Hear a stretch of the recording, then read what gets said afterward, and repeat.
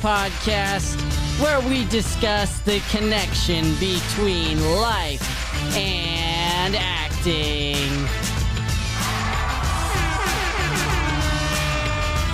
Alrighty, good morning, everybody. Welcome to Mornings with Matt. So excited to be here this morning. We've got Mr. Herb Jackson Jr. on the show. Woo! AKA the host of 5 Minutes with Herb, the YouTube show that is taking over the nation by storm. It's flying, if you will. Oh, come on. Come on. So Brian is the just absolute most awkward person in the world, and he throws in these just wonderful jokes, Herb, and I don't know how he does it. Thank you. How's the sound over there on your end?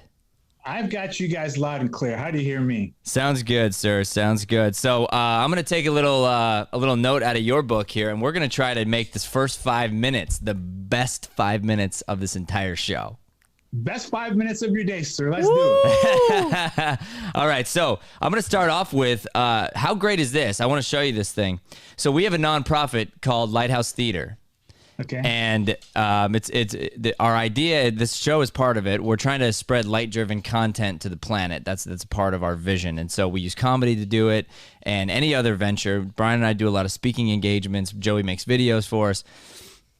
Anyway, we had one of our comedy players handcraft these lighthouses for each and every one of our comedy players. It was so cool. Wow. Brian, you want to show yours too? Absolutely, yeah. Like, it's unbelievable. And so basically you turn on the light here. I would try, but just enough said right there. Nub said there? Nub said. Oh, man. All right. Yeah, isn't that cool? Isn't this like amazing? That's freaking awesome. But you guys, I got to get you on video. I don't have you on video here. Oh yeah, Joey. Well, then how are you supposed to see what we're doing? Yeah, you that can't would be see how impossible. amazing it is. There we go. Hey. Isn't that cool? Now Check this out, you can Herb. see how amazing it is. I'm like, bro, I can improv and ad-lib as long as I can, but I need a little visual to help me out. Yeah. It's like, it looks like a beautiful lighthouse in my mind. In my mind. Yes, all up here. And each that's had great, like guys. a little handwritten note, which was cool. Yeah. To each player. Yeah. So definitely so thoughtful. Gonna keep these on the shelf forever. So big shout out to Corinne. Thank you, Corinne. Woo! Amazing. All right, Herb. So let's get right into the nitty gritty here. How did you get started with the 5 Minutes with Herb? 5 Minutes with Herb. First of all, Matt, Brian, Joey, thanks for having me here today.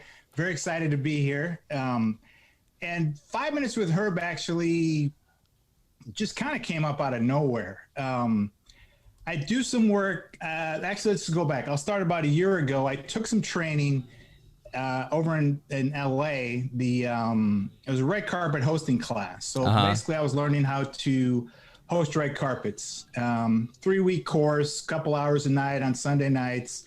And at the end of the class, they selected, the quote unquote, best student was able to then host a segment on their show. They're on cable TV in the LA, New York, Atlanta, all those areas. And so I fortunately ended up top of the class. So I was able to host a segment. Flew back over to LA, did the segment. And over time I was called back to do, several other segments. And I kept calling them saying, hey, do you have anything for me? And basically I want to say it's probably mid-June. The lady says, well, why don't you do your own show? And I'm like, what? She goes, yeah, you've been doing this a little bit. Get out there and do your own show, create something.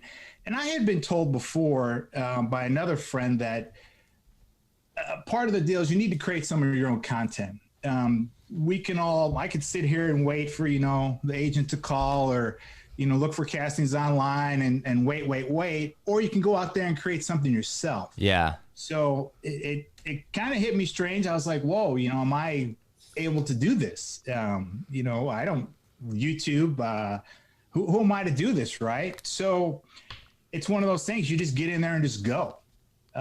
So I just created a name 5 minutes with her because starting off, I was like, well, anyone can have a conversation for 5 minutes. Right? Yeah, absolutely. So no matter how bad I do, I can at least make it for 5 minutes. So that was the genesis to start with.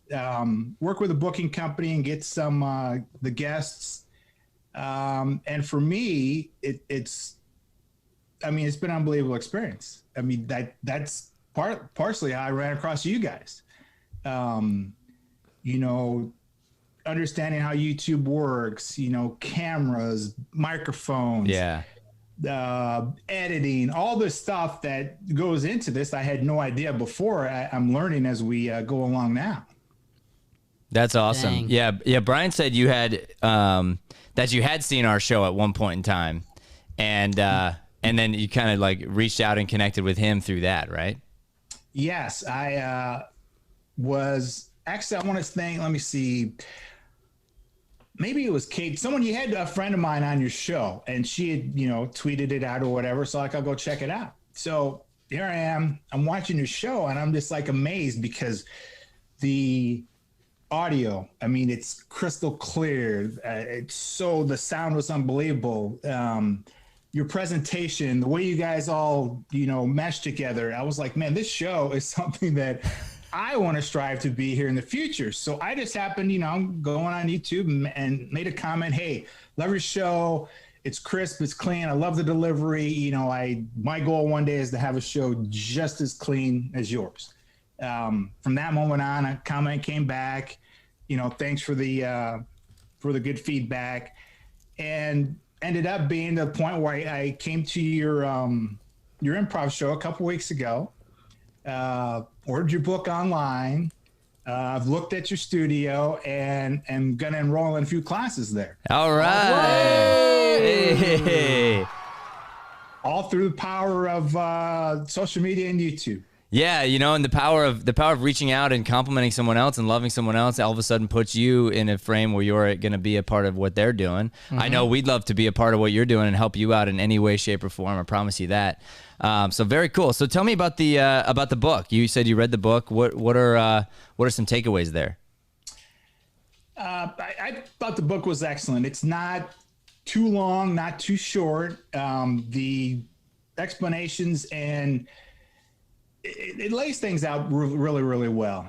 For me, it's, how do I want to say this? It comes from within. The fact that, someone goes out and buys that book says, hey, they're really looking to learn.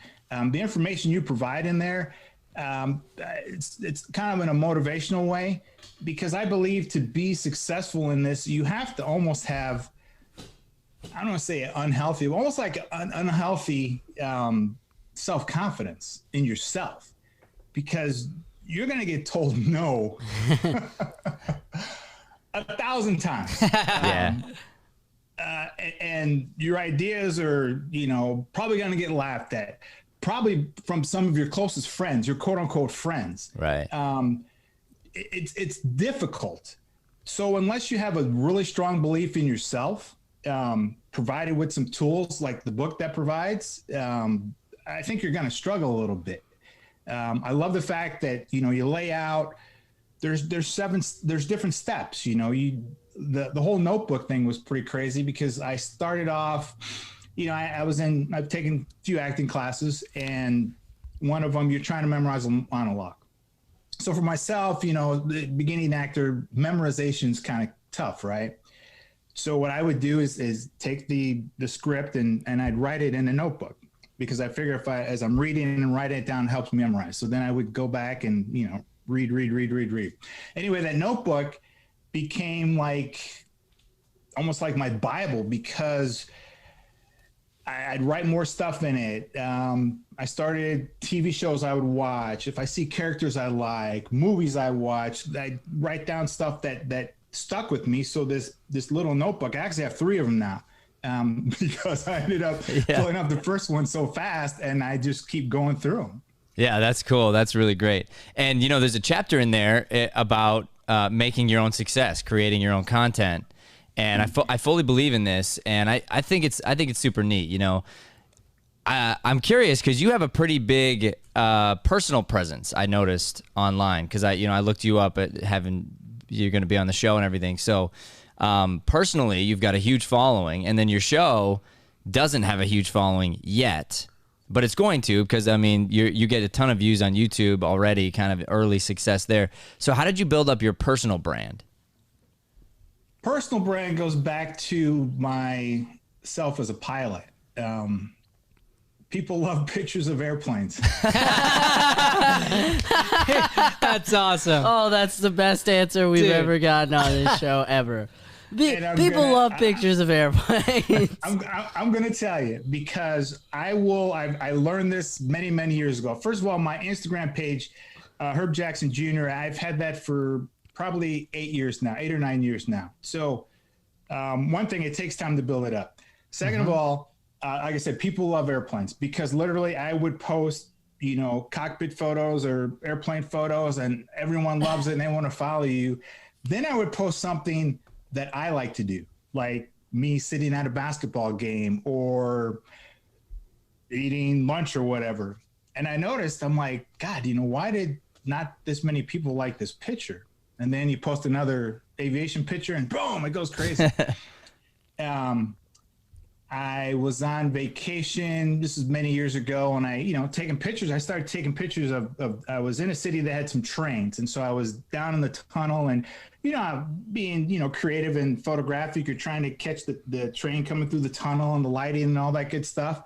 I took a couple pictures I thought were really good. So I post them online, and I never will forget this, because you can't, pay attention to all those comments. But this one guy says, "Hey man, what's with the trains?"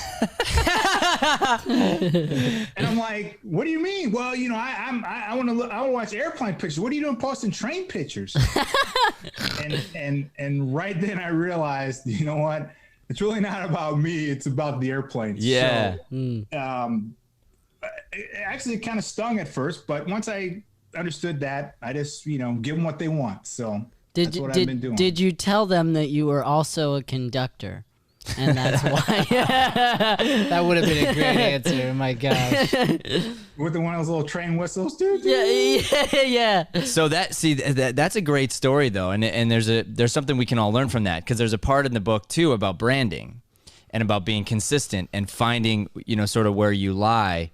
And I know that's always been a struggle for us, because we do a lot of things under this roof. We've got a casting wing as a part of what we do. We do really high level corporate training. I was joking one day that I'm literally training for a Fortune 50 company, one of the top 50 companies in the world, and I'm training these people. And I mean, these are like high ups at this company, and then within like 30 minutes of finishing my workshop, I am then teaching about 3 or 4 like 5 and 6 year olds, and it's so fascinating to me just to go like, wow, like that'll humble you really quick. But B, just like where do we sit? How do we market to 6-year-olds and to the highest level executives on the planet simultaneously? And that's always been a part of our challenge, but we believe in both. We're connecting life and acting together. And so we have found a way to marry all these things, and it all comes into the same craft, but we're honestly still working toward it. And you made a very good point here. People want airplanes. I'm giving them airplanes. They love what I'm giving them. And then when I try to put in a train or lunch or something, they're like, "What are you doing? Why you're ruining your brand? You've got a cool brand. I like it. Stop doing that thing." and you'd almost have to start your own wing, like a different Instagram that would be, Herb's train pics or something. Herb's train pics. which I guess makes sense for why you started a new Instagram for the show. So as to not, convolute the brand you had already built personally, right, with the airplanes. Yes, the show page it was done just for that reason. One, for me, it's a challenge to build something back up again. knowing that I've done it once. I want to try and do it again. Second of all, out of the people, like you say, that follow me, they're there for airplanes. So yes, there's a percentage of those that like you for you, and they do support and love the fact that I'm working on acting and trying new things. But to keep, pitching to that audience that majority is not interested in that, I felt, well, you're kind of beating yourself up against the wall. So why not start another one? So that's why I started the 5 Minutes with Herb Instagram page. And it's basically all about the show and shows in general. I repost like my guest shows that they're on and stuff like that. So if you're a media show actor type person, you're going to find 5 Minutes with Herb. You'll probably like that versus my other one, which is, airplanes. Yeah. And so for everyone that's out there, you need to go to Instagram, follow Herb at 5 Minutes with Herb. And it's a great channel. And don't be fooled by right now. I think there's like 100 and something followers. His personal has got way over 20,000 followers. Like, this guy is successful. The show is going to take off. So do yourself a favor, get in early and connect into that channel. I'm very excited for you and for the future of the show. Yep, there he is. This is Herb's personal page. Here's these airplane pics. I think this is my favorite right here. This is a little bit of a throwback. That's a really cool photo. And then that is a throwback, that's for sure. If we come up here, we got 5 Minutes with Herb. And this is what that page looks like. Check it out. And look at that last post. That was an awesome one. Right here, baby. Herb, do you have a connection to athletes at all? Because I've noticed there's sort of a posting thread there. Yes, I'm a huge sports fan. All my teams are Los Angeles. I was born in Los Angeles. As a kid, we moved around a lot, so we just kept the LA teams as our favorites. Just hopefully the Chargers more than the Rams. Just hopefully. Hopefully that's the case. He's gonna have to go with no comment there. I think. No comment. They're still the San Diego Chargers to me. Okay, you know what? That's fair. That's a great answer. I'll give you that. Yeah. I didn't understand why they moved. One football team in Los Angeles, and there's also one basketball team in Los Angeles. That's the Lakers. Yeah. Oh, okay. Those other guys. They also came from San Diego. They were the San Diego Clippers at one time. Yeah, and I saw that picture of Kobe up there on your feed too. That shook me pretty hardcore when Kobe passed. Was that a big deal for you and your family? Was that something that you saw and it was like an eye opener? Yeah, it was devastating. I actually, how deep we want to go here? All the way. 2 feet. Throughout my traveling to games, let me just start the whole thing. Growing up as a kid, being a Lakers fan, you watch on TV in the old days of, Magic Johnson and Kareem and James Worthy, and you see all that stuff, and you're like, go Lakers, Well, as you get older, you have money, you have jobs, and you can afford to start going to some of these games. So probably I want to say, well, it's 2020. So let's go back about 15 years. Started attending more games. Kobe's a player. And you start buying better seats. So you sit a little closer. I don't know if you saw, there's a Instagram picture of me sitting right behind the Lakers bench, taking pictures and stuff. So as you watch more games, you get closer access, you start meeting people. And over time, I had met some of the security folks with the Lakers, media personnel, assistant coaches, stuff like that. And you start to form friendships. Because not only would I go to the games here in Phoenix, I would see them on their East Coast trips. So I would be in Boston or New York or Philadelphia or Cleveland, Miami, Charlotte. I would vacation so I could go on these road trips, which occurred under normal circumstances in February. They have what's called the Grammy trip. Staples Center is closed, so the Lakers travel usually to the East Coast on a Grammy road trip. So I would take vacation. It's usually, I don't know, 12 to 14 day trip. You catch about 4 or 5, maybe 6 games, depending on the back-to-back schedule. And you see a lot of games. Over time, like I said, I met a lot of people, became close friends with folks. And through one of those associations, I actually drove Kobe Bryant from the arena to the airport. He was in your car.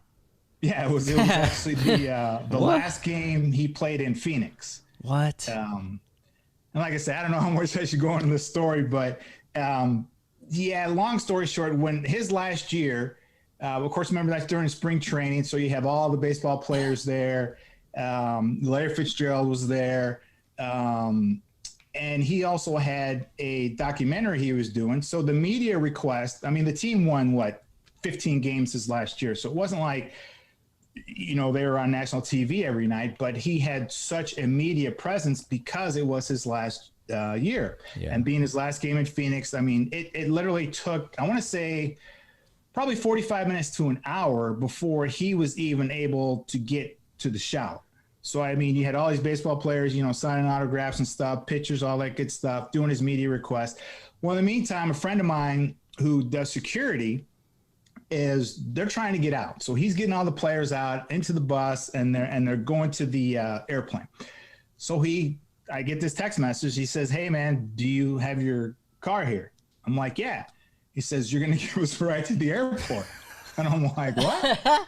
He goes, "Yeah, I'm going to send the team ahead. They can go ahead and eat. Kobe's going to be a little bit longer, and go talk to the security guy and they'll get you all set up." So, by the way, I forgot to say, I was down in the tunnel behind the locker room when all this occurred. Once again, because I'm friends with these guys, they bring me down and get to say hi to folks and all that good stuff. It's, friends and family, right?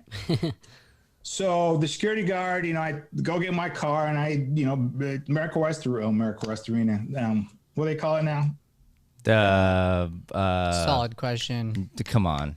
The Talking Stick? Talking Stick Arena, thank you. Yeah, see, I'm so old, America West Arena. Yeah, me too. Anyway, I bring my car up, I go through the same place where the players park and down in the tunnel and everything, and I'm sitting there waiting, and there literally is probably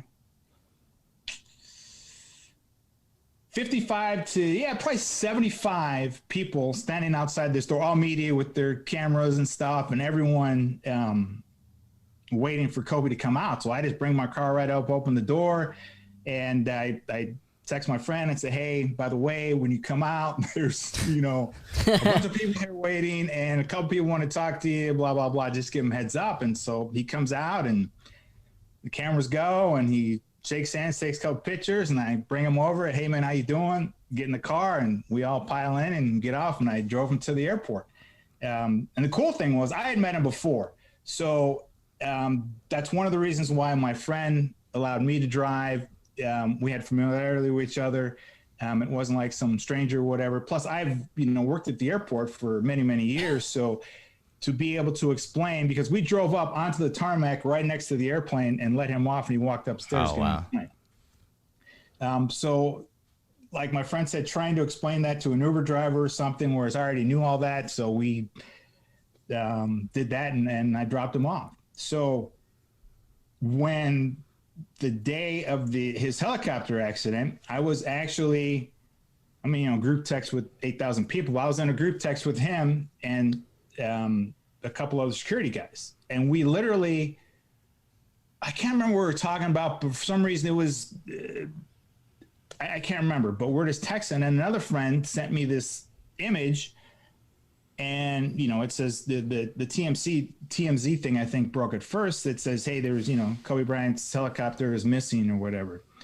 So I sent it to him and I'm like, "Hey man, what's going on?" And he's like, "Nah, that's not true."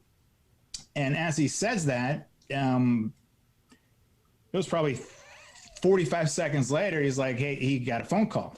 And from that moment on, it was just devastating. And literally that whole day was, it was a fog. I don't, we look at celebrities and blah blah blah and think they're invincible, whatever. They're human beings just like you and I. And even if I had not ever had personal knowledge or meeting Kobe, I still would have been devastated. But it was even more devastating knowing that I had actually met him and knowing what a great guy that he actually was. So after it happened, and we were confirmed, he had a bunch of stuff he had to do. And I remember I got in the shower and I was in there for 45 minutes just crying. It was like my brother had died. That whole, my phone, the phone was just loaded with messages because a lot of people know I knew Kobe. So the phone was just loaded with messages. I just turned the phone off. I sat on the couch and probably just sat there for, I want to say an hour and a half, with just, my mind was just blank. I was just numb. And that happened. I had just come off of the Laker road trip where we went to the game in Madison Square Garden and then Brooklyn, and I came home. They played Philadelphia that Saturday. I think this was a Sunday. Yeah, I had just come home that Friday, and the next day I was leaving for London, which was bad in itself because I'm like, this is terrible. So the next day you wake up, I'm going to London. I'll get away from this. I'll be fine. Well, literally, fly to London, land, and my driver comes up, and it's great because I had just been there in October, so I ended up with the same driver. And he's like, "Oh, Mr. Jackson, how you doing?" He says, "Did you hear about Kobe Bryant?" Yeah. And I was just like, it was like literally like someone just, boom. And I just froze. And he kind of looked at me, and he goes, "Did you know him?" I'm like, "Yeah, I met him." And it was just, I didn't know what to say. So even I'd gone all the way across the world and thought I was going to get away with it. You can't get away from it. So yeah, it was pretty bad. And even sometimes it's still amazing to me that he's actually gone. But that's life. And one of the reasons why we need to enjoy, the time that we have while we're here. Absolutely. Herb, that is an unbelievable story. Thank you for sharing. So I would love right now give you the floor to talk about how great of a guy he really was. Because, I obviously, not obviously, but I never did get to meet him or anything. But from what you hear about him, just like everybody else, he went through some trials and tribulations and whatnot, but he was a pretty good dude, it sounds like, and he definitely lived this mastery mindset that I believe in. And so he's somebody that I've looked up to and looked toward as an example of how to work as a man and how to be a family man and take care of your kids. I mean, just the trip he was on in general. He's with his daughter and he's going to a girls' basketball game. I mean, it ripped me open on the inside as a dad, just realizing that it felt like here's this guy doing everything right, and it's this wake up call, for all of us that we don't know when our time is up, and to really live every day to the fullest. But tell us about Kobe. Like, I mean, I know you didn't know him like super deep, but from seeing little interactions and how he interacted with the press and just even talking to you in a short period of time, I mean, was he a really sincere, good dude? He was unbelievable. He was awesome. Two things. One, long before I ever met him, part of the way I became a pilot was studying and reading about him and Michael Jordan. Because I wasn't, no one's born in the left seat of a 737. So long before I actually made it to that point, same thing. I'm frustrated. I'm struggling. Oh my God, I'm never, ever going to get here. Well, reading about, Kobe in his first playoff game, I think they played Utah. And at the end of the game, the dude shot like 3 air balls. And they lost the game. And you think, man, oh man, that guy, it's not too, I mean, I think, Matt, you play basketball, right? Yeah. Love the sport. I mean, dude, there's only a couple of things that humiliate you really bad. One is getting your shot blocked, but 2 is shooting a freaking air ball. Yeah, it's the worst.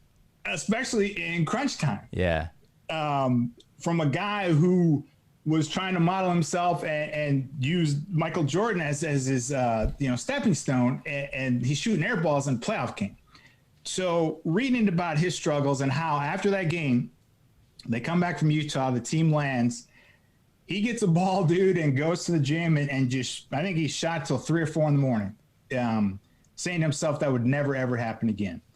And seeing and understanding how hard he worked and realizing that, you know what, you just got to go in there and put in the work and don't ever give up.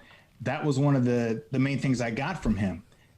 So at that time in my life, I was working towards flying, and literally every day I would do something every day, which is similar to kind of what you say in your book too. For acting, you got to do something every day. Yeah. Even the littlest thing, being on your show right now, this is helping me towards, being on camera, lights, all that good stuff. Speaking with people, it's helping. So you need to do something every day. That's, if you look at guys, Kobe or whoever, basketball players, we see them shoot in a game, they may take 20 shots, but they probably took 500 shots before the game. Yeah. Just in warm-ups, and not the warm-ups you see when us fans go into the arena. This was, hours and hours before the game when they're working on, specific things, specific moves. They're shooting, boom, boom, boom. That's one of the blessings and joys I've had is being able to watch some of those workouts and see guys watch them do the same thing over and over and over and not miss. Yeah. And then in the game, see that exact same move they were working on 3 hours prior and watch it come through. That's crazy. And the other thing about Kobe, I will say this, in our conversation, he mentioned, "I'm not afraid to die," which that's what really stuck me the day it happened. He said, "I'm not afraid to die. I know I'm going to heaven." And those words, I swear to God, were just repeated in my head. I just couldn't believe it. But knowing how he felt, the part of me was like, hey, you know what? He's not afraid. Quit crying. Put your big boy pants on and let's move on. So he was a man of faith then, for sure. Yes. Yeah, that's interesting. Trust me, the conversation we had, it is what it is, but I can tell you that he said, "I am not afraid to die." Yeah. I think that's huge, actually. We've talked about that quite a bit over here. When my big awakening happened, it was February 2nd, 2018. I call it the day I woke up. I really connected into God and spirit and this whole like living life to the fullest at a whole new level. And one of the things I had to do was release that fear in general. But the greatest fear is the fear of death. And if you can overcome that for real and really, really believe it, you have to kind of get to the other side of even everybody around you and understand that this is all part of a bigger workings here. And release that, because we don't know. And Kobe's a great example of some, like I have another story of a friend of my sister's, healthy guy in his 30s. He's out on a run in the morning, totally fit. He's just doing a run. He gets hit by a car, dies. I mean, just like that. And he's got his family, man. He's got like 4 kids. And just like, you can't explain something like that, mentally. It's like, how does that happen, right? And so knowing that time is absolutely the most valuable asset that we have, we've got to make sure that we're not wasting any of it. Mm-hmm. I call it pack your, you love this as a flight guy. Pack your bags the night before. Every night you gotta pack your bags the night before. Get up as if you're getting on a flight, because the flight's gonna take off without you, just like an airplane. We're gonna leave because we're gonna leave on time, and if you're late, sorry. And I consider the plane to be like my success, my future success. And if I don't get myself up, if I don't pack the night before, if I don't prepare mentally, the flight to success is going to take off without me. So every night I have to do the discipline to prepare my mind for the next day. And that's what kind of drives me and motivates me to get up and focus on, what's next and how we're going to push forward. That's huge. And it's funny you mentioned that because literally myself as a pilot, I do pack the night before. And it's a routine. Similar to what your book, you need to set routines. Yeah. Because what happens is, and in the hotel when I'm on the road, you might find this interesting. 90 minutes before I'm to be in the van, I begin getting ready to leave. And people say, it takes you an hour and a half to get ready? No, it doesn't take me an hour and a half to get ready. However, if no matter what city I'm in, what's going on, if I start to get ready 90 minutes prior, everything is covered. Yeah. That gives me, I'm not leaving my toothpaste or my razor somewhere. I'm not forgetting this, that, the other. Everything all comes together because I can do it, not rushed. Everything gets in and boom.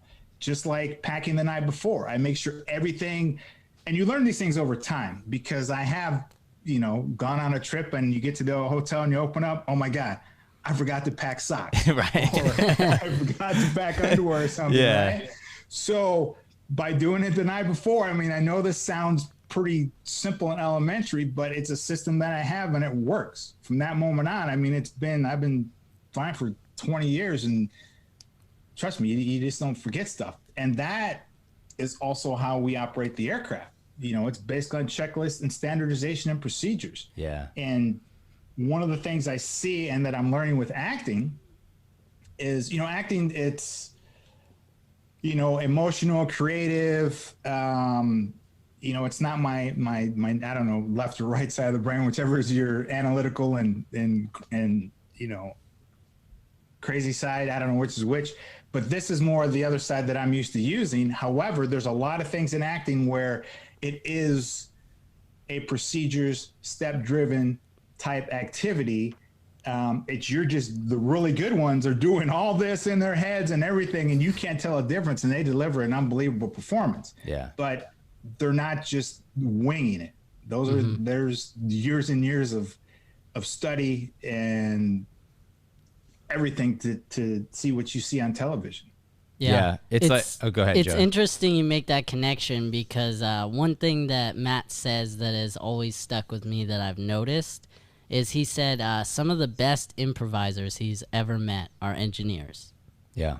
And it's because they use that side of the brain you're talking about that pilots use where it's analytical. So once you learn the formula, you become very good at inserting what needs to be put into the scene. And that's the part where life does connect to acting. You see Yes. all of these parallels, and anybody can do it if they want to. They can find a piece of themselves that connects, and then that becomes what they are good at, and then they learn the rest, the stuff they're not good at yet. You know? And that's cool. And think about this too, like in any position, but we'll just call it flying here. What are the stories we write about? It's when the plane was under duress, and the pilots were able to navigate through it, and they land, and there's all this like chaos going on. But you have to earn being able to do that. You first have to know how to do it under good circumstances and repeat it over and over and over and over again in order to improvise away from it, right? Mm-hmm. So then if those are the best stories, that's what we're writing about. And as an actor, you're always under duress. You're always under that pressure. The camera's on you and things are happening. And so it's like, how do you react when the pressure's on? You've got to be formulaic. You have to have your procedures down. You have to understand how to get yourself into uncomfortable and then be comfortable in that place. Even being live here, Herb, you're live right now. The world is watching you live right now. Yeah. And and we're gonna dive deep. By the way, you and me, we're gonna go even deeper when you start taking classes, because I'm very, very excited to get to know you better and to connect into your soft side there. I saw you hold back just a little bit. That's the acting coach in him. I can't help it. But this stuff is like you dive into it, right? Like all the way 2 feet in, and then you just have to kind of survive from there, and you got to know all the tricks and tools, and you have to be really well versed in order to be comfortable in that uncomfortable space. And that's what I love about acting. I mean, acting essentially is, and it's the same thing as like Kobe or any of these athletes. As soon as the game starts, the pressure's on right away. You know, there's someone trying to attack you, trying to take you down right away. You know, same thing when the camera rolls and we're live, and any mistake could happen. This used to get me very nervous, just being live. I used to hate it. Someone would like roll live near me. I'd be like, what are you doing? I'm not ready to be like, I don't know. Yeah. And now I don't even like, I don't even remember that I'm live. It's the weirdest thing, but from practice. And now so many times things have gone wrong while we were live, and we're able to navigate it in new ways because we don't panic, where we used to panic, you know? And so obviously we've got a lot of growth to do. You know, there's still things we need to learn, but we've already come a long way. And that's something that, you know, we celebrate the small wins and then we immediately try to get better. You know, that's part of our process. All right, Herb, we're going to end here with a quick little 5-minute speed through here. You've got a few questions for me. You want to hit me up with those? Yeah, I think the first one I had for you was how you're doing an improv scene. And this comes directly from an experience I had. You're doing an improv scene with 2 other actors, and you're not getting feedback from them. In fact, what do you mean by feedback? Well, there's a scripted part, and at the end, you're supposed to go into improvisation. Okay. And as this scripted part ends, my line leads the next person or either one to join in and continue on this scene, right? You drop it in there, and it's nothing. Yeah. Okay, so here's the answer. The silence, the non-response is a response, and you respond to that. Okay. So it goes like this, like, right? what? Ready, guys? You guys, the non-response is a response, okay? Here we go.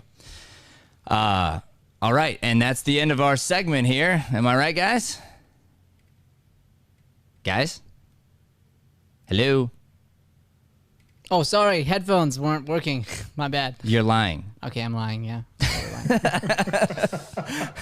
Like, you don't know what's going to happen, but your job is to make their non-response gold.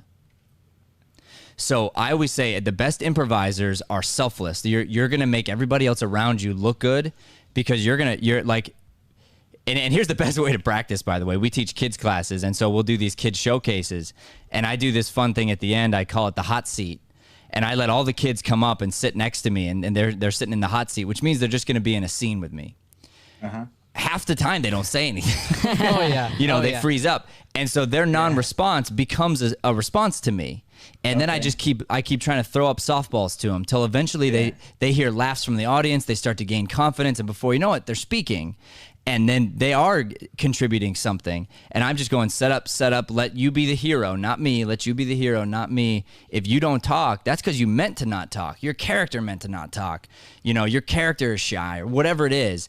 And then you spin them into being gold. And basically, as an improviser, you have to self-sacrifice like crazy. I mean, you have to just lay yourself down and go, you know, you above me, you above me, you above me. That's the key to improv. Well, thanks. That's makes a lot of sense. And thinking back to that scenario, I totally agree. It's one of those Bueller. Just put it back on them, and yeah, that's gret. And you'll get to a place of panic too. There's one other thing that everybody could write this down. This sentence here, which is, it's always your turn to talk and never your turn to talk. Ooh. You like that? Yeah. He said, ooh. Like, so you end and you think, oh, it's their turn, so I'm done. So then I can check out and wait for you to go. No. I'm done, and then I listen, and is it still my turn? It might be. It's always my turn and never my turn. And I listen, and it's the only reason why I would speak is, does it serve the scene right now? So because it's not about me, I don't go through that panic. But the panic's going to happen when I go, hey, let me pass you the ball. Why are you not passing it back? What's going on? Did you not see I passed it to you, or do you not understand? And all these like things are going on in my mind, instead of how can I serve the scene? How can I serve the scene, right? Yeah, and this wasn't on my questions, but it goes to what we're talking about now is one of the things, I guess, as a novice, a beginner, when especially you deliver a line and the other person is delivering theirs, in your mind, all you're thinking is, okay, my next line is blah, blah, blah, blah, blah, blah, blah. Or you're improv and you're like, okay, I'm going to say this. You're not actually listening. You're already pre-programming your response before the person even says anything. So for me, that was one of the big keys is turning off my head and listening and responding more in a natural way. Yeah. That's exactly right, and that's what listening is all about. Listening at a super high level. That's what my next book is all about. Is purely listening to every degree, physically, spiritually. Listening to self, listening to others, listening to words, listening to environment, body language, all of it. And when you can kind of put all that together, you can get a really good read on somebody. And you can be honest and authentic in the moment, which is the key to acting, essentially. Would you say it's really like about being maybe like the best listener in the room? Yeah, the best listener in the room. Yeah, trademarked Matthew Deering, the best listener in the room. That is my next book. He's like, I see what he was doing there. I get it now. Before that, he's like, what? That's very random, Brian. Does not make any sense. Well, but it does make sense that you're the one saying the random thing. Oh, that does make sense. Yeah, 100%. Okay. Yeah. All right, next question, Herb. So as a someone who has witnessed quite a few auditions, both as an actor and the one on the other side, what are one or two of the main things you see that actors, I don't want to say fail, don't deliver, or cause them issues in auditions? Okay, good. So number one is actors come into auditions overly confident, having not done the work. So you said, hey, we need this unhealthy confidence. I kind of disagree. We need a healthy confidence. We need an earned confidence is what I call it. So you definitely have to be confident in the room, but there's a difference between that and being arrogant. And I think a lot of actors are arrogant, and not even on purpose. I don't consider them bad people. I know that's a harsh word that people might be offended by, but I mean, like, I think you're being arrogant if you show up and you think you're all that. You know, instead you should walk in going, okay, how can I serve client? How can I serve the product? How can I serve the script? How can I serve the director? Service. If you have that mindset and you're really prepared and you're confident that you can be manipulated and used almost like a puppet in such a way, because that's your job, you're the performer, then you're going to do really, really well. But a lot of actors come in having not done the work and they're overconfident when they walk in the room. And then number two is what we just talked about, which is the idea of listening. People a lot of times don't listen to the room. And so the most obvious example of this is when you're tense, it's super hard to listen. And so I'll just overly exaggerate. If people walk in the room like this, very, very tight, putting on some kind of a persona that they think we want to see. Instead of being themselves, coming down into the room, listening, and finding what's best answer. Because best answer is there. And the casting director wants you to do well, but you got to come into the room in order for that to happen. Now, that's easier said than done, because it's a nerve-wracking experience to have cameras and lights and a director and all these people in the room. It's nerve-wracking. And that's where your practice comes in. That's where you talked about Kobe, and I fully believe the same thing. Like, what you do in the dark, you get praised for in the light. So the question is, did you put your reps in the night before, the day before, 2 days before that? Like, as soon as you got the script, did you start working on it? Or did you wait till the night before? Did you wait till the morning of? And oftentimes, I have to hold myself accountable to the same thing. And that's where my worksheets come in, where I can be honest with myself. Because for me, landing a role but not doing my best to prep is a loss. And not landing a role but doing my best to prep, like the very best I could, that's a win. Because that means I've progressed this way. This way means I didn't progress forward. In fact, I probably went backwards. Even though I got the job and I'm going to make money, to me, that's a little bit irrelevant, because that doesn't set me up for the next job. And I'm always more interested in my own skill set, building that, than I am the short-term win. It's like I'm going for championships. I'm not going for, just this like short win here in scrimmage. That's good. That's good. And I guess, let me see, what was the other question I had was, just a beginning actor comes to your studio and they start at some level start having this block where things just aren't working. Either they, can't memorize, voice isn't working, improv, they're not working. They're just at this block. How do you get through those stumbling blocks or mental blocks to continue on your path? Yeah, so I think the same is true of life as is in acting. We talk a lot about the connection between life and acting, and so for me, it's just it's got to be a jolt to the system, something that's going to be extraordinary. So if I'm struggling with, let's say, memorizing, for instance, I'm going to go hardcore, is what I'm going to do. So to overcome that block, I'm going to put in like 5 days in a row, 6 hours a day, memorizing Shakespeare, something really hard that's like that I feel is probably impossible. However close I get to that thing, pushing that muscle, when I go back to the thing that I felt was a block, I'm going to be through it. I'm going to be past it.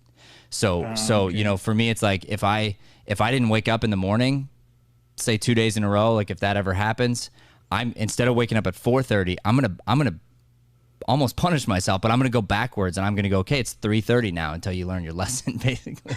and I jolt my system, and it makes you feel good. If I'm off on my eating, it's like, all right, now you're going to need to go through a week fast, like something that's going to get your mind right and remind yourself that you are capable, that you are stronger than you think you are, because usually it is just a mental block and you have to kind of like fight through it. And so I think the best way to do that is some kind of a big jolt to your system.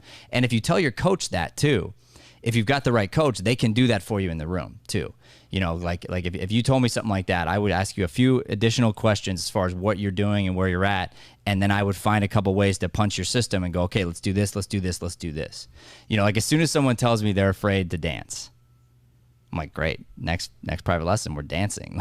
That's what we're doing, Like I want to help people overcome their fears immediately. And it's not like you need to become a professional dancer. You just don't need to be afraid of it, Yeah. And so that's, I think it all comes back down to fear at the end of the day. If we can figure out what you're afraid of and then jolt you past it, that's going to be a win.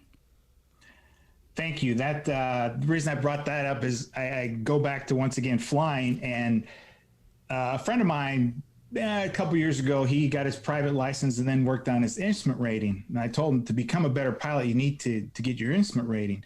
And I had the same problem that he ended up having, and I was able to explain to him, instrument flying, especially in the old days, we didn't have all this wonderful digital stuff. It was analog. So it's like looking at a watch and you see the small hands on the 8 and the large hands on the 12. You don't say the small hands on the 8, the large hands on the 12. You say, oh, it's 8 o'clock. I mean, you just glance at it and right? Right. Same thing with instrument flying. At some point in your career, you're going to look down and be like, the plane's like this, and how the plane is based on your instruments, not by looking outside. But until you get to that point, oh my God, it's like you will never, ever, ever be able to fly the airplane. And it's just a block. And I had it, and literally, I honestly don't know how I got out of it, but one day it just, boom. So I explained to my friend the same thing. Hey, eventually you just keep working to get through it. And the reason I brought that up was because now as an actor, that's where I find myself at now. I'm getting better at script analysis and memorization. But, positioning your body, not blinking my eyes,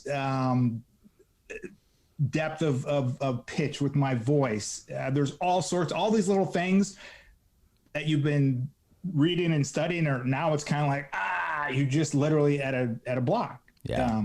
So that's why I asked, because well, good. And a lot of those things are symptoms. Like those are the outside symptoms to going back to the work, which is the instrument training, going back to the fundamentals. And that's what I'm talking about. Like you just dive really hardcore into something fundamental that is going to rock you forward, and it will be hard on purpose. Like you almost want it to be.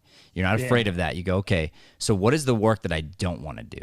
Let me go. Okay, I'm doing all these bad habits. Like they're coming up. These are symptoms. Let me go back to the thing. What do I not want to do? I don't want to spend another 12 hours memorizing. Okay, that's what I'm going to do. I'm going to start there. Go all the way back to the fundamentals and then build up from there. Well, Matthew, thank you so much. This was freaking awesome. I enjoyed it. Thanks for getting up with us, Herb. This has been a lot of fun talking to you. I cannot believe that Black Mamba was in the back of your car. That is so cool. Yeah, friends of mine, I actually traded that car and I got a new one. But people said I should have taken a Sharpie and had him sign the seat. And called it the Kobe edition, Cadillac Escalade. Yeah. But yeah, that's one of many stories I have that we can talk about some other time. Sure. Well, many blessings to you, my friend. Good luck with your show, everyone. Make sure you follow Herb. It's 5 minutes with Herb. I know we would love to be a part of your show. We would love to be a part of your show, but I don't know if we can do anything in 5 minutes. Well, Herb, he's the pilot. See, he steers the ship, and he knows. He navigates. He knows exactly what he's doing. He gets right to the juice. That's the thing. Oh, okay. And if you do notice, though, 5 minutes with Herb, they do run about. He's like, a little bit over 5. He's like, maybe a little more. 5 minutes plus with Herb. I tell people all the time, if I said, hey, Joey, can you take a phone call? I just need 5 minutes. What are the chances are that phone call actually lasts 5 minutes? Not high. No. Exactly. So this is the same thing. It's just a conversation. Our goal is 5 minutes, but fortunately my guests are so wonderful and they have lots of good things to say. You let them go and it ends up being a little longer than 5 minutes. Fair enough. Boom. Fair enough. All right, everybody. Thank you so much for tuning in. This has been Mornings with Matt, the Deering Acting Studio podcast. We are connected to Lighthouse Theater. We are trying to spread light-driven content across this planet. Please do not forget to like, subscribe, and share this channel. Help us do that thing. God bless. Thanks for listening to Mornings with Matt.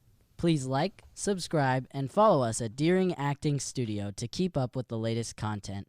For more information on classes, private lessons, or professional development coaching, visit www.deeringstudio.com. Have a Deering day, everyone.